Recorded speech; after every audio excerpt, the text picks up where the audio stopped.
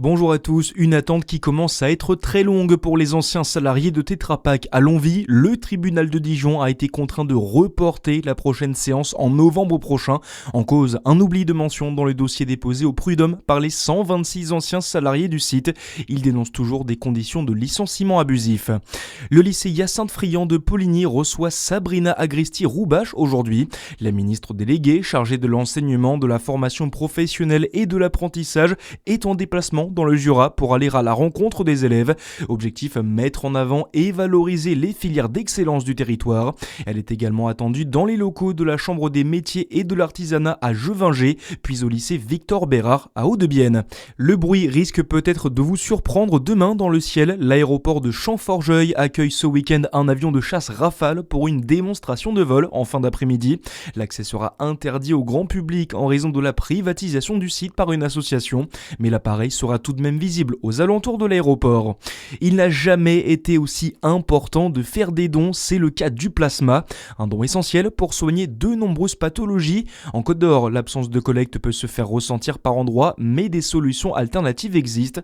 Un dispositif sera en fonctionnement dans les prochains jours entre Mirebeau-sur-Bèze et Dijon pour faire face à une demande croissante, Clémence Lebary. Oui, c'est un dispositif à l'initiative de l'Amicale du don du sang de Mirebeau-sur-Bèze.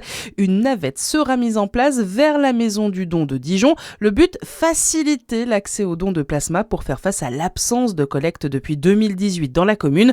Une ressource essentielle pour soigner de nombreuses pathologies et accompagner des patients avec des traitements lourds comme la chimiothérapie.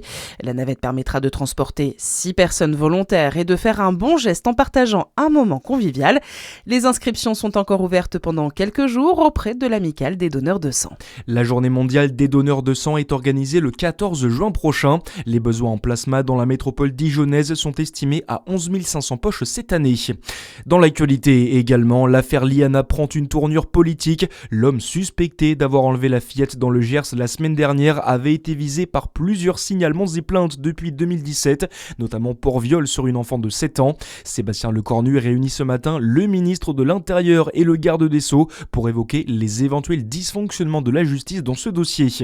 Et puis, l'Académie française a publié hier les tout premiers mots de la 10e édition de son dictionnaire, avec évidemment la lettre A et 350 nouveaux mots comme abandonnique, altermondialiste ou anthropocène.